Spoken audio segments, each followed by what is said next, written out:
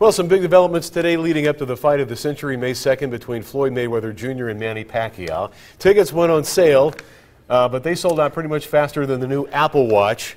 Channel 13 boxing analyst Jon Saraceno is joining us with more on that, along with, I guess you could call this a preliminary bout between Pacquiao and Jimmy Kimmel. So let's take a look at that first.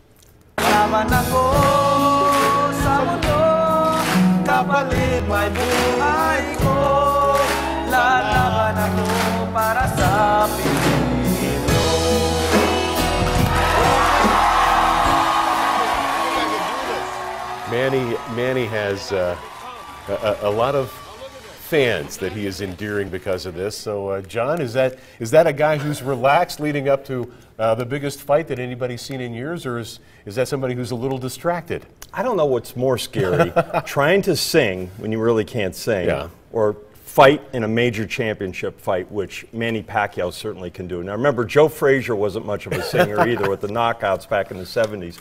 But sponsors love Manny's spirit, too. They've given him $5 million in sponsorships for this fight alone. Really? I don't know if Floyd Mayweather's generated a penny. That is interesting. But, I mean, Manny just seems to be, kind of cruising along. His camp is in L.A., so probably just a couple blocks away from, to go see Jimmy Kimmel. But, I mean, the fans love this stuff. They do.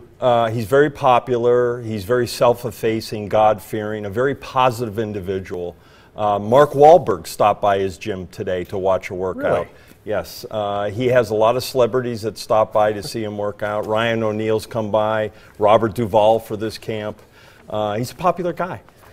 Well, let's talk about the tickets. A couple of nights ago, we were still wondering when that was going to happen. It finally did happen, and it didn't last long. No, not at $1,500 on the low end, right, and $10,000 on the high end. Of course, the hotels distribute those to our high rollers and our whales. Well, who was getting the few tickets that were available in the price range that at least a few people could afford? Well, I know Top Rank was besieged with phone calls today, the co-promoter of the event.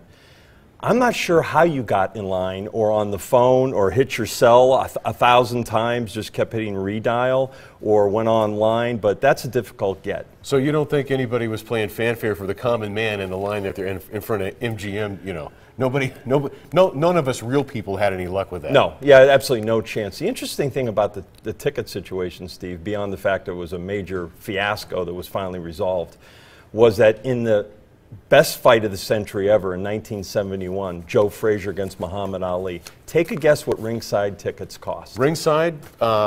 Just take a back shot. then, adjusting for, I don't know, $500. $150 for ringside for Frazier Ali at Madison Square Garden. Now, fast forward to a fight that I attended in 1988, another fight of the century, Mike Tyson versus Michael Spinks in Atlantic City.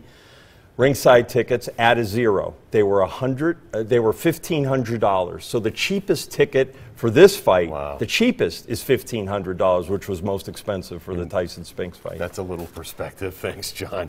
We'll be talking to you again very soon. So thank you for all the insight and historical perspective on this stuff. Let's go to Tricia.